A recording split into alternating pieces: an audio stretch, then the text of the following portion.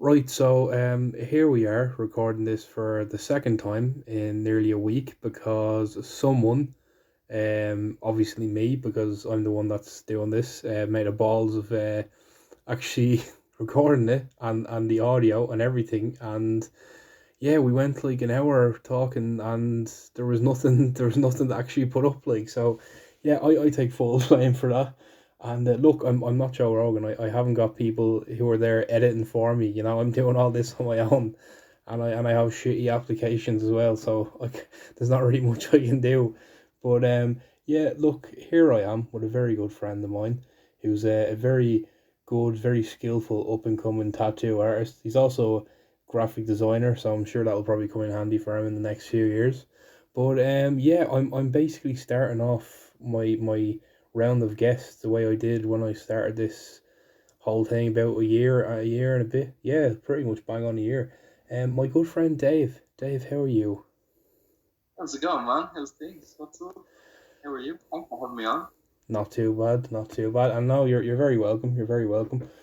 Um, Now, like, yeah, you can probably tell. Like, I didn't just call Dave up and just say, "Oh yes, here we are introducing Dave." We've talked for about 13 minutes before this, so yeah, we weren't going to go into a whole thing of, "Oh, how are you? I haven't seen you in months." It's nice to have a chat, isn't it? Yeah, no, it really is. Like, I suppose I'm gonna start like I said, we've recorded all this before.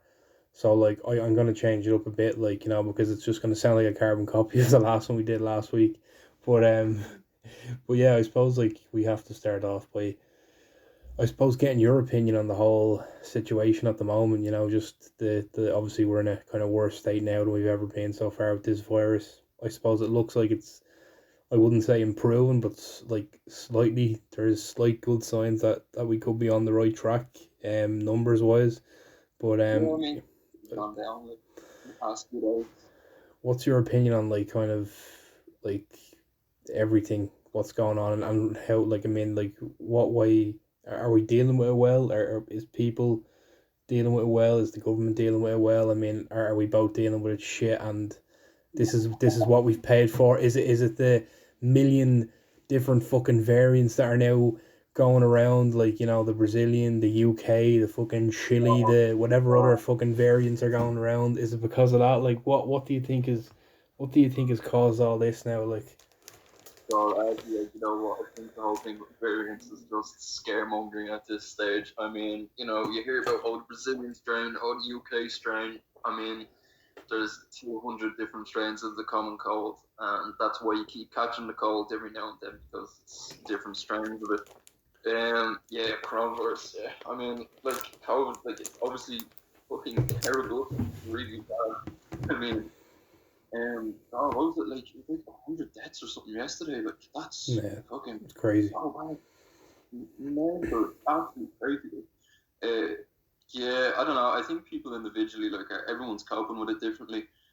Some people, some people don't mind being in lockdown. Some people are happy working at home, working on projects at home if they're able to with their job. Some people don't mind that, but then there's other people, who, need to have that social interaction throughout the day.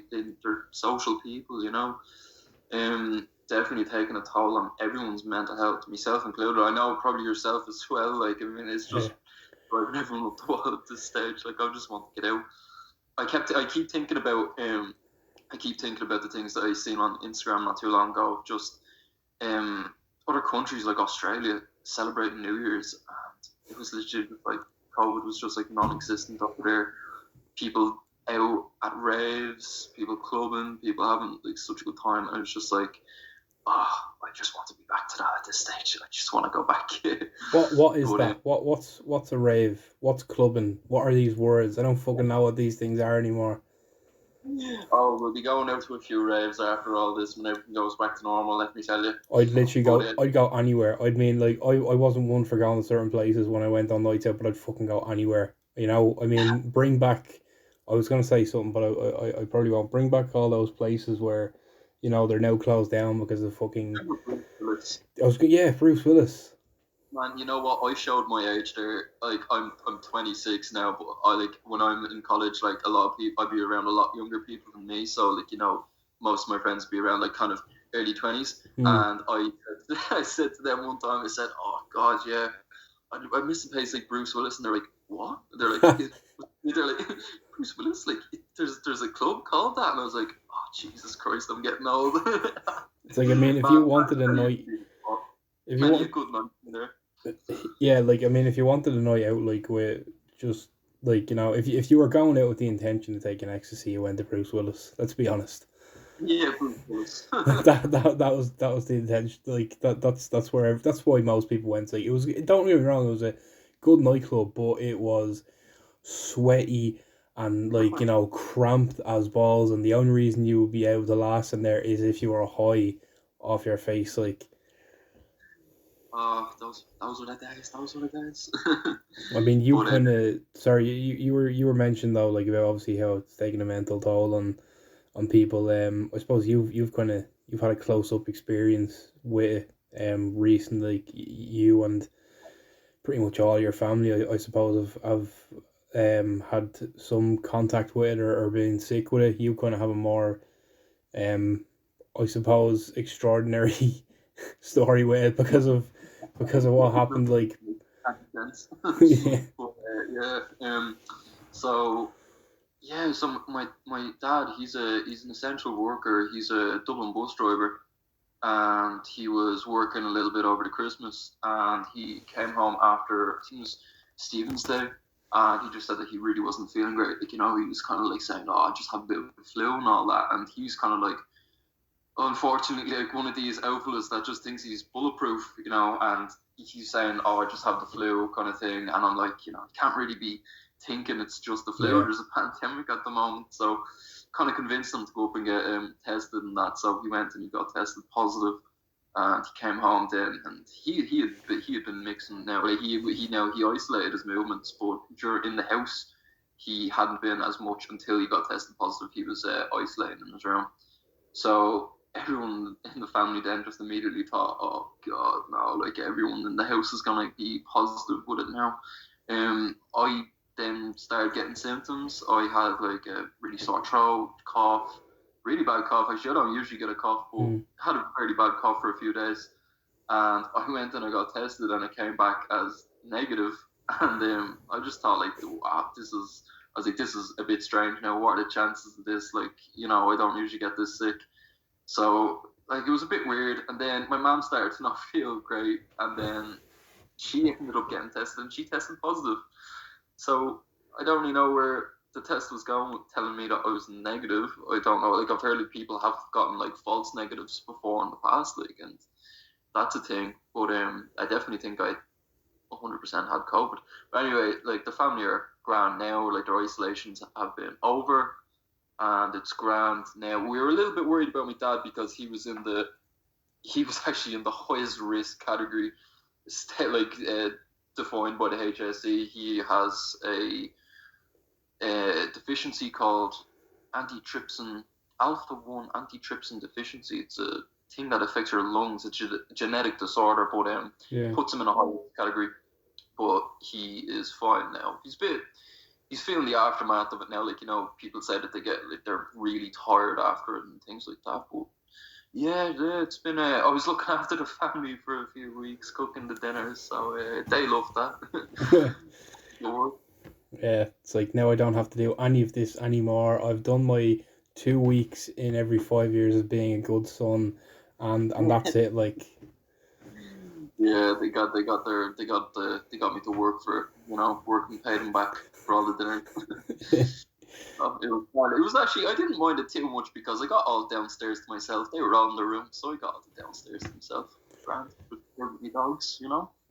yeah, like, it's crazy though. Like you were saying about the kind of false positive. Like, and we've heard stories about, like, things like that going for like months. And look, I mean, like, you could argue in some instances it could be a massive coincidence. We're in winter and all now, but I think in your case it's a lot different because you're in a family of people who were all, like, two people tested positive and you felt sick as well. So it's like, it's too much of a coincidence, I think, at that stage. Like, Yeah, so exactly.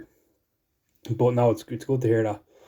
Obviously, everyone is doing well. I suppose I track back on the whole topic of kind of how, like, your mental health during all this, and you kind of mentioned how, you were in college at the moment, and the last time we talked over the podcast, you were, I think, in your first year, and now you're kind of in your kind of third year, but you're kind of first or your second official year in graphic design, and you've kind of spent obviously the majority of the year working over Zoom and kind of online learning and everything like that. I mean, like, what's that experience been like? Because, like you said, it kind of takes away from the social kind of aspect of going to college, and I mean, is it kind of awkward and frustrating because you don't get a chance to speak to kind of lecturers as well face to face, and you don't have that kind of, I suppose, maybe time that they might be able to allocate to you kind of specifically, like maybe after college or something like that. Yeah, I mean, I think it's been really frustrating. I think the main thing for me, what was so frustrating was like I I work very very well in like a social kind of setting. I need to be in a college. I need to be in like a physical place, front of my desk, in my little studio space. That's where I'm most productive. When I'm at home, I really struggle to motivate myself to be able to do anything. Like I just the work did come to a bit of a standstill, like plenty of times. I'm sure so many people are in the same boat as well. Is that like I'm like in my third year now, which is called Studio Plus. So I mean, we're kind of like it's a year where I was supposed to do internships and do Erasmuses, and of course none of that actually happened or went ahead. Which is yeah, it's disappointing. I feel really bad for like first years going into college, and especially the final year students as well. We in our college, it's all based. Or your final year is based around doing a graduation show. Yeah. So all your stuff is out physically displayed in a lovely exhibition setup, and people get to come in, view your stuff. People from studios get to come in, look at your work, and you can sell your stuff as well. It's just really good exposure for your work, and that. And people are, they're moving into an online exhibition now. It's definitely, I don't think it's the same as being actually physically in the place, being able to talk to the person about their work, and it's just not the same. So yeah, it's been very, very frustrating. I think especially with my course as well, and any course really in my college, it's um they say like in my college it's you learn from each other, like, and that is very true. Like you do be learning from each other in that setting. Like you're all in the studio space. You can bounce ideas off each other. You're not too sure how to do something on Photoshop. You can ask someone. It's just you're there in the moment. It's very easy to do. It's just so difficult to do that over Zoom. Like it is possible to do. It's just finding the right time to talk to your tutors online. Like our tutors have been really, really good. Yeah. They have been good with us, and trying to make as much time for us as possible. But there's only so much they can say to you over Zoom instead of actually being able to show it in person. But yeah, it's been definitely frustrating here for everyone. Yeah, like I mean, I think I think it's the same. Like you were saying, it's you kind of need that social setting, and I think it's similar. I'd say probably in work as well for a lot of people because it's. I suppose yeah, like on the one hand, I suppose yeah, it sometimes has its advantages. Like obviously, kind of less travel and stuff like that, and like yeah, you get to roll out of bed and just go to a lecture or go to work or whatever and do your stuff. Like, but yeah, Where I just rolled out of bed and just turned my laptop on the side, like maybe like plenty of them. yeah, like I mean, it's kind of I feel sorry for those companies that like and like colleges if there is any that like constantly had to anytime they had a Zoom call or something that they constantly have to have their camera on. And I can't imagine how annoying it was like to have the pressure of having to look half decent like because you were constantly have to do a fucking video call. Like I know myself like from when I was kind of working at home briefly like that. Um, like I was fortunate enough to not be with a company who were like require kind of oh yeah you have to be on the video call all the time. Like it was like fuck off, I'm not doing that. Like I don't want you to see my face. There's a like I wouldn't be rolling out of bed like 5 minutes before I start my shift if I wanted to be seen by everyone. Like that's not what I'm about. Like Yeah. Yeah. No, but I remember what was it?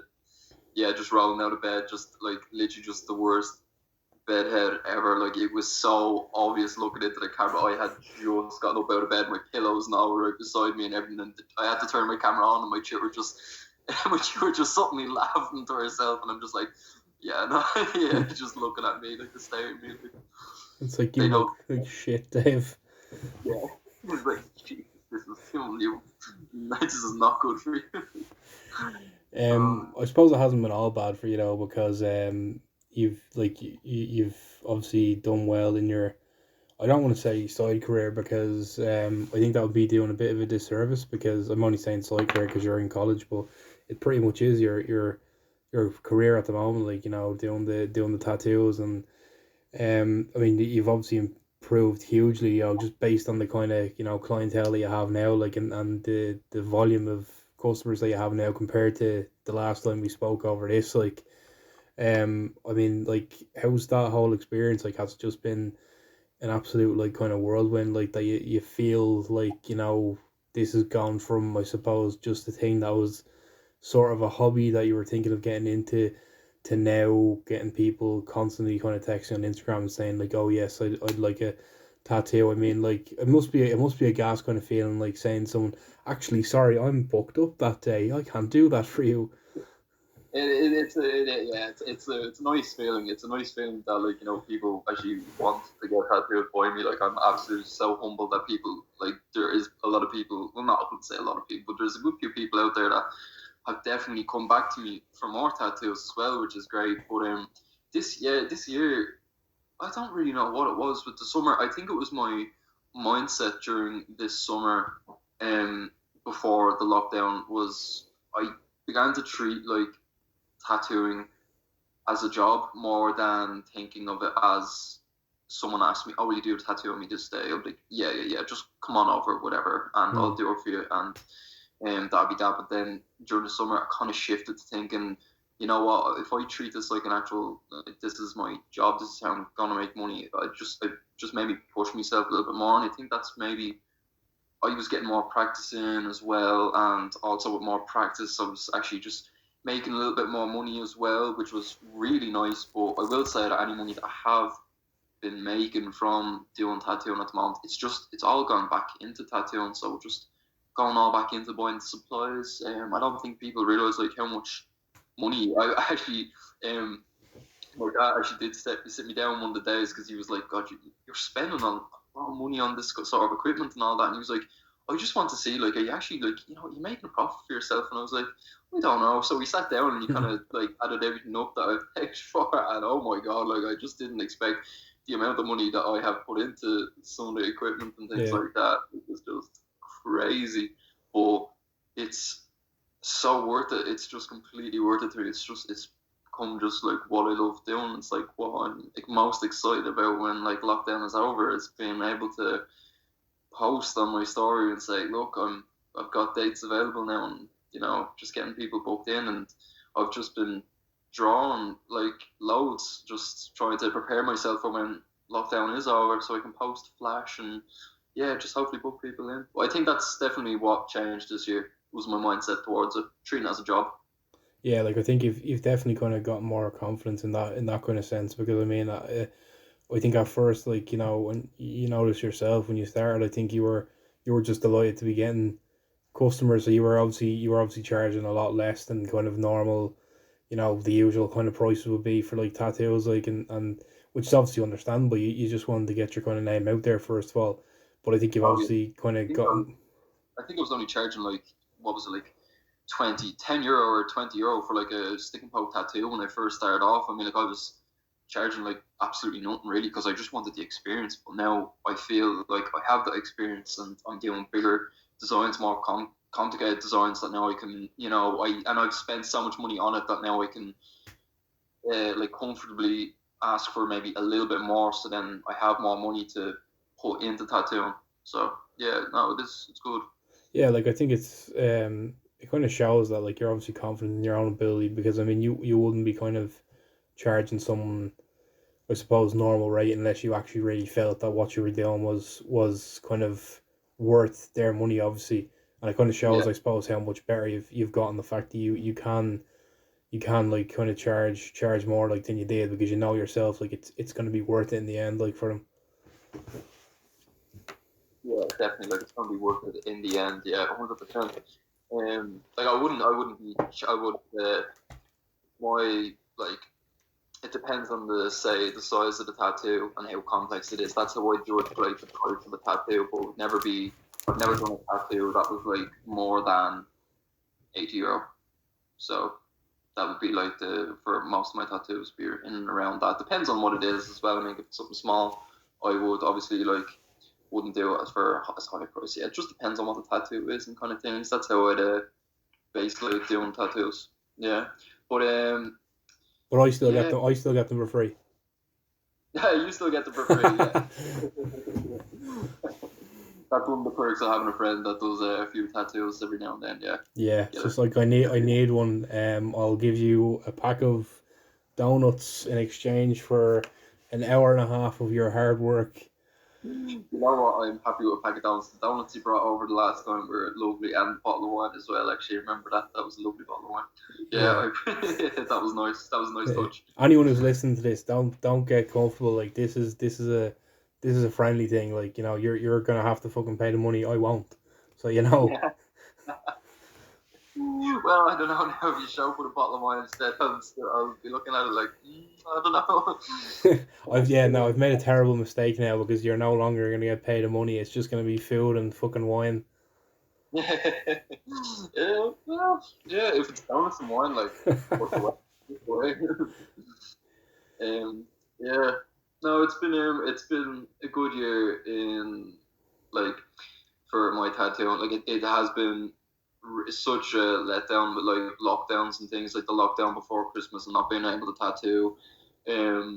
Like I feel so bad for studios having to close. Like that's their livelihood. That's like how they make their money. That's their wage. That's their business, and they've had to close for lockdown and that when they're the most qualified people in hygiene and cross contamination, and they should be one of the places that should be able to be open. Like I don't think they should be open now with the cases being so high. I do agree that places should be closed, Mm. but lockdown before Christmas and during summer, that I don't believe that they should have been businesses that should have been closed. Yeah, like in fairness, you've been fairly like kind of respectful in that sense because I mean like you're working kind of from your own like facilities like and I suppose you're not kind of out in the open in the sense that like it's not a kind of a shop that like say a guard's walking down the street and kind of like looks in the window kind of thing like you have your own facilities that are kind of out of sight like not intentionally obviously Mm. you're just working what you have at the moment like but you could easily kind of keep doing tattoos now like if you wanted to and no one would know like People messaged me and asked me if I was still tattooing like during the lockdown, and my answer was just flat out like no. Like you know what I mean? I just think I think it's, first of all like it's not good. I mean like the cases are high. My studio it is in my home. It's I have a dedicated studio in my home, and that's actually not in my house, but it is at my home. Like I wouldn't want people coming over, and like it's irresponsible. And then at the same time as well, it's disrespectful to tattoo studios that have had to close. mm, And here's me still making money from doing like stick and poke tattoos from people. Like I just think it's disrespectful to it's disrespectful and like just irresponsible, like to be tattooing in a moment, like at the moment now. If I was to see a tattoo artist who has done the training in a shop, tattooing at home, that would be maybe a different story because I know that those people are obviously really high, trained to a high standard in hygiene. So I wouldn't see like an issue as much with that. But in the case of people who do a few stick and poke tattoos on a night out and then say that they're tattoo artists and are tattooing still during the lockdown, I'm just thinking that it's just wrong. yeah I'm like not discouraging people from trying to do stick and pokes. Like that's how I started, was practicing on people, but just at the moment it's just not a good idea, I don't think.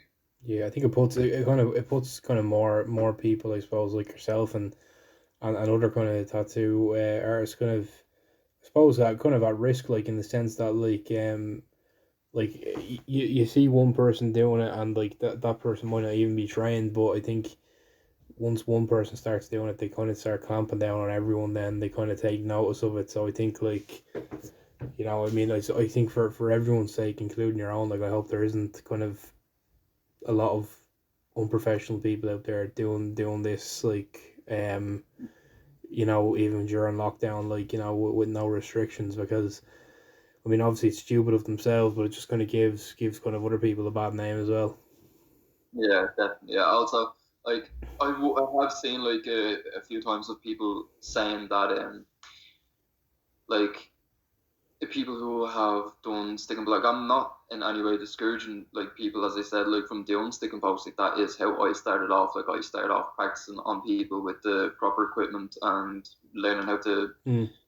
um be like completely sterile environment and how to like just keep up with high standards of hygiene. Like I had to like I learned that all myself. Like so you can learn those skills. It's just when I see people like that saying that they're tattoo artists, like I would in absolutely no way, shape, or form call myself a tattoo artist. I think like that is really disrespectful as well to tattoo artists who have done like 4 years. 4 years. Sorry, what am I thinking? 4 years. I'm thinking 4 years. Like with a degree, it's an apprenticeship usually lasts like a year or 2 years. But Which that's which disrespectful. basically that's basically the same as I suppose 4 years doing it. Like Yeah, it's that hard. Like there's that much that goes into it. It basically is 4 years. Like it's the same amount of yeah, work probably. yeah. Like I would call myself like I'd be like I'm a glorified tattoo scratcher is what I am. Like I would be. Yeah. But no, I try my best to be as professional as possible. I am in no way, shape, or form a professional, but I try my best to keep up the highest standards of professionalism. Yeah, well, I With suppose like, you're kind of being a bit like I think you're being a bit harsh on yourself there as well. Like I mean, I know you don't have like the kind of professional the kind of normal like what people know as professional experience. Like, but I definitely think you're like you said there, you're working within the guidelines of how they work and the kind of health and safety, everything that they work like how they work it in that sense. So you're essentially doing everything you have to do. Um, the only thing that you obviously consider that you're missing is that kind of professional experience, I suppose. yeah, that's it. It's just that it's that professional experience in an actual studio. Just there is only so much that you can learn on your own. You do need to be engaged with other artists. You need to be in that industry if you want to know everything about tattooing. And even like I mean, there'd be artists that would be 10 years into tattooing and they'd still say that the learning just never stops. Learning tattooing is always developing, it's always improving, it's always changing and shifting with different styles and techniques. It's always adapting. So the learning just never does stop. You can't just learn all on your own. There is something you can learn it to a certain degree, but you need that industry standard, that experience in the industry to be a professional. Well, I think so, in my opinion. That's what I think. I'm just gonna jump back to that in a sec, but I don't know, do you fancy playing the game? But what do we play again? Go on. Yeah, I mean, like by the way, as I mentioned before at the start, we've recorded this before, so I have changed the stories because he's gonna know, like obviously, Yeah. what we did the last time, and the ones we did the last time were hilarious. But I made sure I kind of found ones that were equally as funny. But They yeah, were good ones. They were good ones. They'll be tough to top them now. the game is basically a game of true or false. I'm gonna read out two news headlines to you, and you have to see if which one is actually true and which one is not, and they're both kind of as outrageous as each other. So that's the trick of the game. Like and like I said, we recorded it last week. You got surprisingly two of them wrong, which sounded outrageous, but Wrong, yeah. Yeah, I got two wrong. they were Two real for stories. Like yeah. it's best up. But like, okay, you ready? You ready? Let's do this. Okay, go. Right. So I have a story here. So zookeeper um undergoes surgery due to injuries after camel bites his face. That's the first one. Okay. Okay. And the second one here is famous designer company Gucci are now designing face masks for gorillas.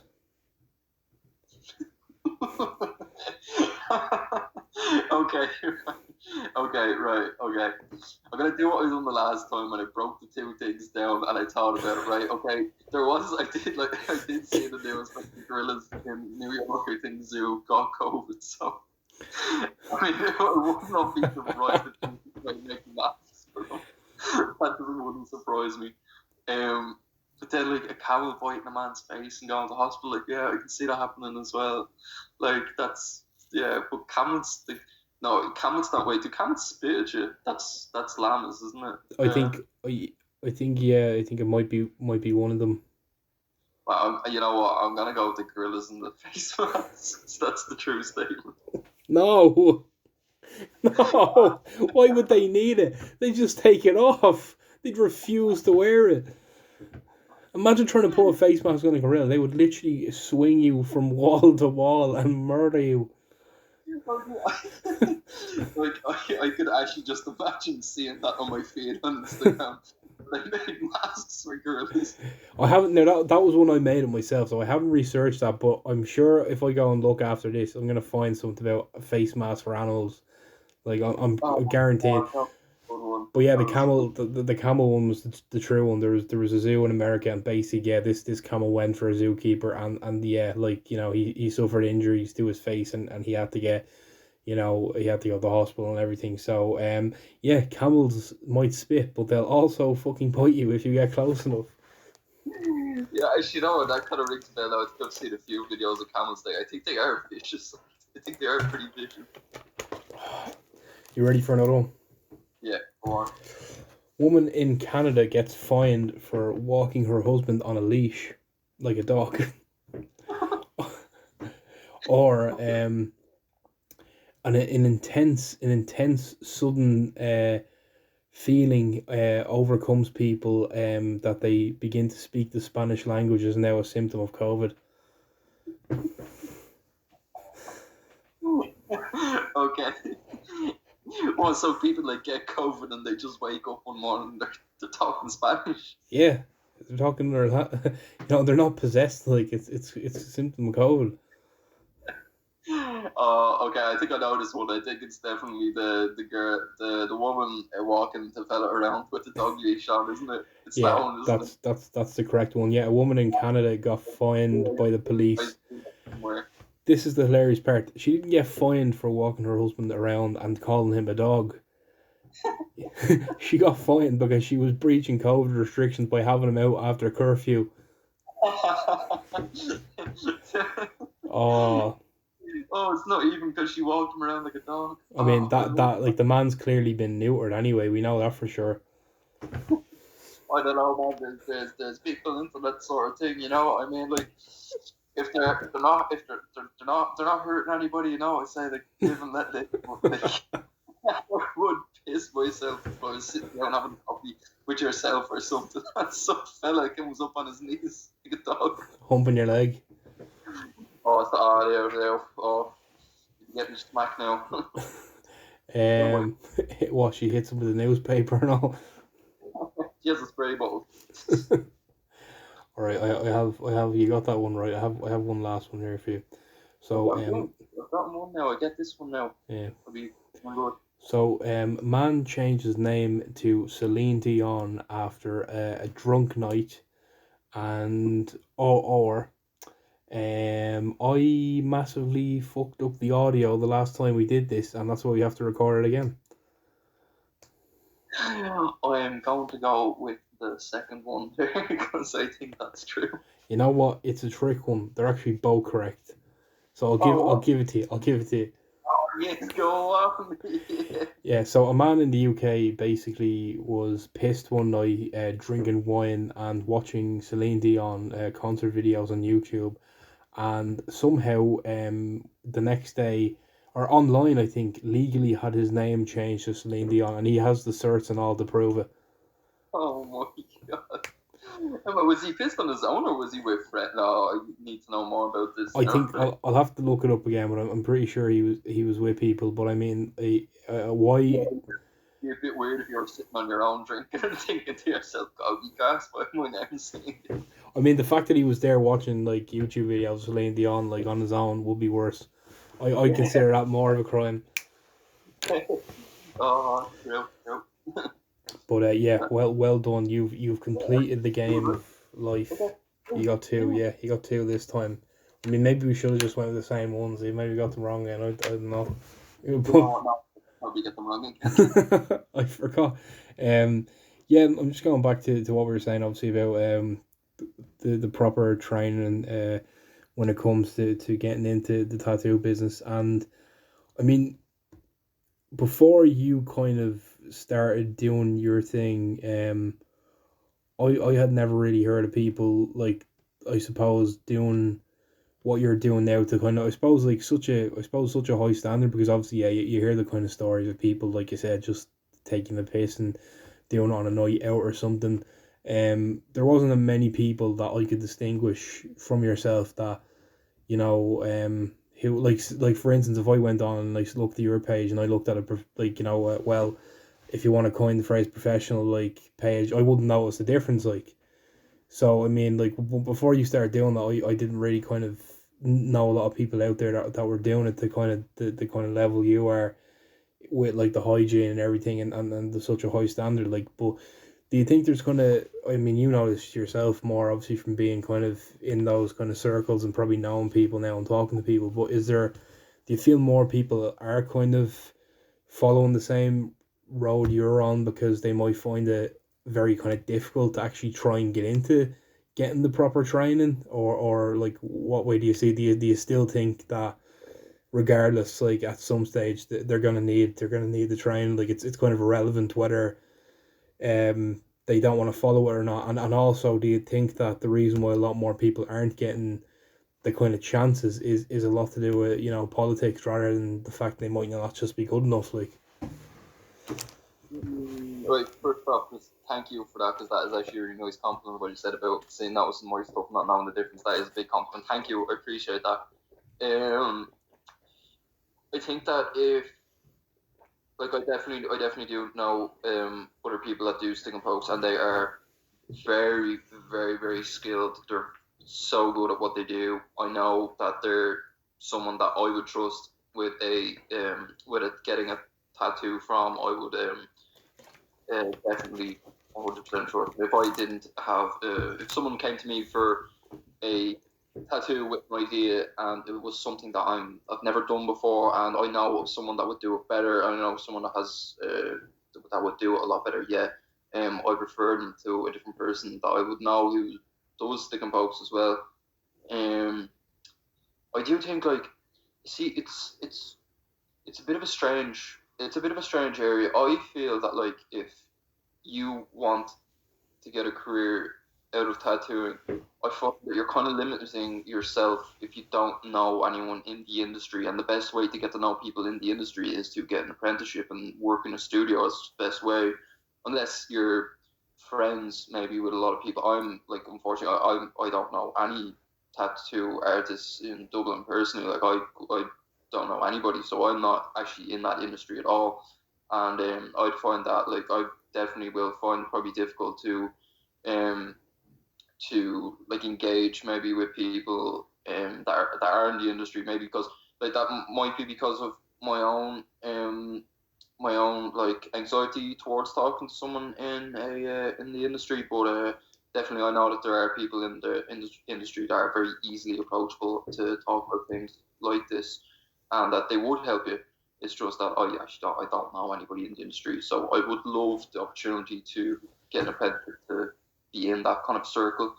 Um, yeah, I mean, it's at the same time I'm saying this, but then I also know of huge tattoo artists that have never done an apprenticeship and they tattoo in studios. They're just that good at what they do and they know what they're doing from self-taught and maybe having friends in the industry that have shown them like a thing or two about how to do certain things, and that's how they start, and then they just go on their own from there, and they guest spot in different studios, and they get to travel and do things. And I know, like, definitely some of the artists that I would take a lot of inspiration from have never done an apprenticeship. So it's like it's a strange area. I feel if you're in any way involved in the tattooing industry with people and you are tattooing, maybe you don't have to do an apprenticeship as much as someone who, say, doesn't have any involvement in the industry. Maybe that's the only way for someone to actually get involved in the industry, if you know what I mean. Yeah, and I suppose going back to what you said a minute ago about, obviously, there's you're kind of always one of these businesses where you're kind of always learning. Like there's not really a stage where you kind of know everything. Like you're always picking up new things. I mean, like it's kind of your ambition is obviously to get to a stage where you're working in kind of tattoo shops and everything, and getting more of the training that you feel you need. But I suppose at the same time, are like, are you kind of happy to go on the way you are now, in the sense that, like, what happens if in the next like year or so you kind of obviously your, I suppose, clientele grows a lot, like, and you get to the point where you can reach the level that other people are at without actually having to do that training. I mean, is it a case that you're kind of like yourself, you're like, no, it's something that I want to do and I want that experience? Or would you also kind of turn around and say, well, actually, no, like, I mean, I'm actually at a really good level now, and people like seem to still be interested in getting work done from me. I don't really feel like maybe I need to go and do those other things now and need to do that training. Yeah, I mean, well, I actually, the plan was in my head originally was to finish my degree. I've always, like, the only reason I'm like doing college is because I've always wanted a degree. I've always wanted to go to college and have that experience. But Mm. from being there and then doing tattooing on the side, and that's my main form of income. And I'm thinking, like, after college, like, definitely the road I want to go down is look for an apprenticeship and work in a studio, because I'd like to work around people that I want to learn. I want to learn from these amazing artists that are in Dublin that I really do like love their work so much, and I'm just like think to myself, God, it'd be great to to be learning from one of them, to even just to speak to a few of them about like tattooing, and to see what like techniques they use, because everyone has a different style, so not everyone artist is the same. Um, you might have like same similar like style of tattoo, but like each one is original and just different. So um, I don't know. That reason I would want to go into a studio and do an apprenticeship, but I mean, it's kind of it's a tough one as well. I mean, like if I did have like clients and enough that I knew I could sustain myself, then maybe I would continue on the journey that I'm on now myself, because I have done it all on my own. Like I've done it on my own since the beginning, and like I know that I must be doing, like, I wouldn't be someone who has a lot of confidence in themselves, but when it comes to tattooing, I know that I do feel confident enough to give someone a tattoo. If you don't feel confident giving some a tattoo, then you should not be tattooing someone. Like, but I feel like if I was to have a clientele base, yeah, I mean, I do have some really nice clients that do keep coming back for tattoos, and it's great, and I love it, and that's something that I absolutely love.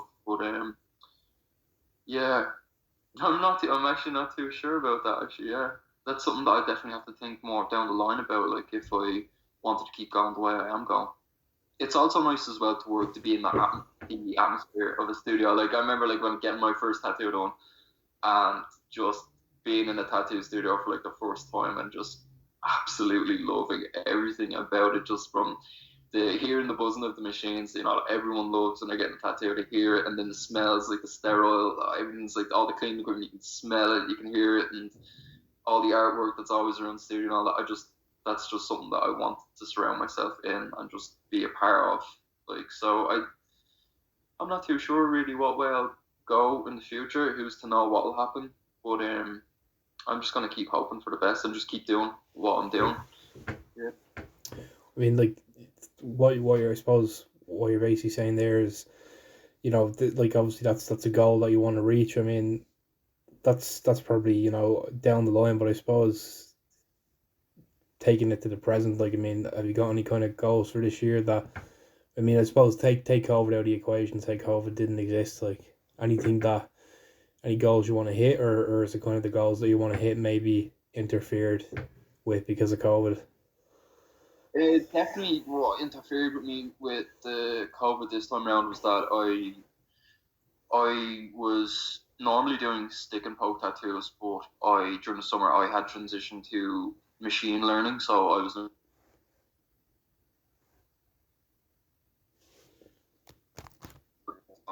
myself. Um, and I think that this like just COVID has definitely impacted because as much as I have been practicing on myself on fake skin, there is only so there. Well, not only so much, but I would love to get the more experience for tattooing with my machines. I only recently got myself a new tattoo machine. Took a while. It took a while to get here, but I didn't mind it as much because it was during lockdown. So I mean, I wasn't tattooing anybody, but I got myself a new tattoo machine. So got it from Russia. Uh, Of course. really nice handmade tattoo machine, flat iron, really good. Coil machine, and yeah, I think like if COVID wasn't happening at the moment, I'd be doing more machine tattoos. Definitely, I think that's the goal. The goal as well is to draw more. I still haven't found or maybe found my style so much yet. I mean, I have a basis for it. I know what I love doing. I love doing solid black work. That is my favorite style of tattoo is solid black work. It's more finding what I love drawing, the content that I love drawing. I love anything kind of horror esque from like films and movies, like classic cult horror things, and tattooing like figures and objects from those themes. I love anything like that. So I think the goal would definitely just to find my own style more and to yeah. Excuse me. Um, yeah, that like I mean, like I'm kind of looking forward to seeing more of your stuff on the machines, and hopefully one day getting more off you using the machines. I'm About the one. yeah, like you. I think I've kind of I think interrupted the flow of tattoos that you had going because you'd have like a kind of a streak of like good kind of obscure tattoos going, and I'd come along and say, "Give me this shitey knackery stuff." That is not artistic in any way. Just let me interrupt your flow there, but you'll do it because you're a good friend, and you're doing me a favor. Like, but I'm sorry for that. No, you stop. Um, no, I absolutely do not mind tattooing. Absolutely anything that someone comes to me with, if they have an idea, I will work on it as best as I can. If I feel someone else will do it better, I'd recommend it to someone else. If it was the only thing I've had an issue with actually was when someone asked I done a tattoo on someone's hand not too long ago, and it was of two butterflies. I absolutely love doing that. I love doing hand finger tattoo.